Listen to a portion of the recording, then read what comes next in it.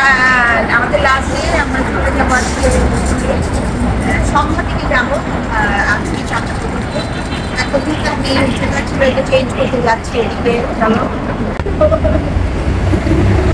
জামাইকে ভিডিও করতে দিচ্ছি, সে করেই যাচ্ছে খুব সুন্দর করে, একদম ফটোগ্রাফারদের মতো করে, থামাচ্ছে না। আমি তো আসলে এখন কি কথা বলবো, মানুষজন এখানে তাকায় থাকে কথা বলে, এই জন্য আমি বলছি বন্ধ করো বন্ধ করো।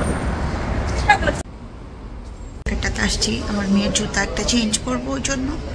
আর আমরা সবসময় ওখান থেকে কিনি, আমাদের পরিচিত হয়ে গেছে।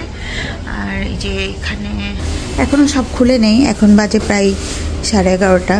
এখানে কিছু জুতা আছে সুন্দর, একটু দেখি। চায়না একমাত্র আমরা এই জুতার মার্কেটটাই কিনি, তো এখান থেকে অনেকগুলো জুতা কিনলাম।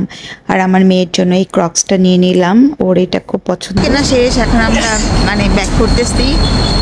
আর অনেক বেশি সময় লেগে গেছে জুতা কিনতে, কারণ ও একটা এখানে মানে অনেক অর্ডার করতে হয়। আমরা যেহেতু একটা করে নিয়েছি, তো দামও বেশি নিচ্ছে, আর আমাদের অনেকক্ষণ বসে থাকতে হয়েছে, ওরা ওয়্যার হাউস থেকে এনে দিচ্ছে, তো ওই জন্য লেট হয়েছে। তা এখন আমরা ব্যাক করতেছি হোটেলে। ফাইনালি এখান থেকে জুতাটা নিলাম। ফাইনালি আজকে আমাদের ফ্লাইট, তো আমরা অপেক্ষা করছিলাম গ্রেস আমাদেরকে এয়ারপোর্ট ড্রপ করবে। তো চলে এসেছে, আর সাথে এনেছে চেরি আমার জন্য। আসলে আপনারা অনেকগুলো ব্লগে ওকে দেখেছেন, বাট ওর সাথে পরিচয় করানো হয়নি।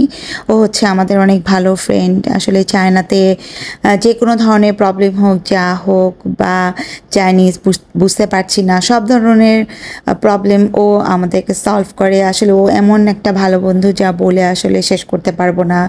আর কেন যেন ও আমাকে এত বেশি পছন্দ করে, আর আমি ওকে এত বেশি পছন্দ করি, আসলে জানি না।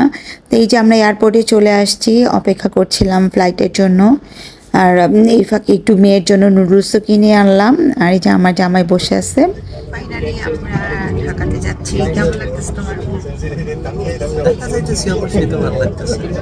অনেক অস্থির লাগছে, একদিন মনে হচ্ছিল যে একদিন না থেকে চলে আসি, কিন্তু মানে কিছু করার নেই, যাচ্ছি, দেখা হবে।